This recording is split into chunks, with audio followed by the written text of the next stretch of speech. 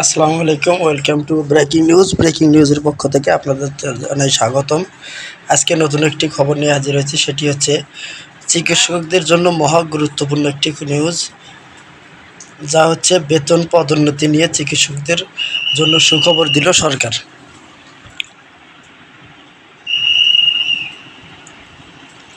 চিকিৎসক ও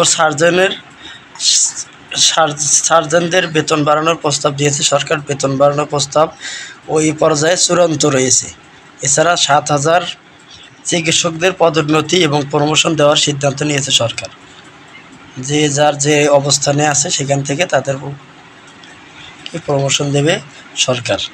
মঙ্গলবার 13 মে সকাল বিআইসিসিতে চক্ষু চিকিৎসক সমিতির বার্ষিক সভায় এসব তথ্য জানিয়েছে অন্তর্বর্তীকালীন সরকারের স্বাস্থ্য উপদেষ্টা নূরজাহান বেগম। তিনি বলেন, পেশাগত মর্যাদা কর্মপরিবেশ উন্নয়নের অংশ নিতে 7,000 চিকিৎসকদেরকে পদোন্নতি দেওয়ার সিদ্ধান্ত নিয়েছে সরকার। পাশাপাশি চিকিৎসক ও সার্জনদের বেতন বাড়ানোর প্রস্তাবও চূড়ান্ত রয়েছে। প্রয়োজনের কথা জানিয়ে স্বাস্থ্য উপদেষ্টা বলেন, আমরা চাই চিকিৎসকরা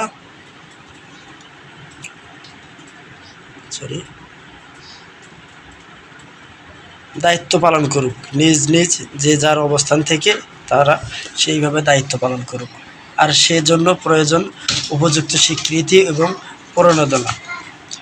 গ্রাম ও অত্যন্ত অঞ্চলে এখনও ভালো চিকিৎসকের সংকটে রয়েছে স্বীকার করে স্বাস্থ্য উপদেষ্টা বলেন, যারা অভিজ্ঞ তারাই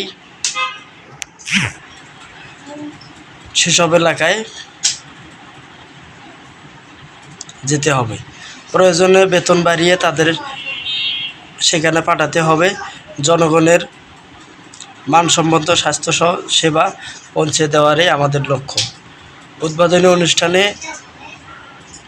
ওএসবি অধ্যাপক ডক্টর মোহাম্মদ শাহাবুদ্দিন, অভ্যর্থনা কমিটির চেয়ারম্যান অধ্যাপক খন্দকার রেজাউল ইসলাম, মোহাম্মদ আলী।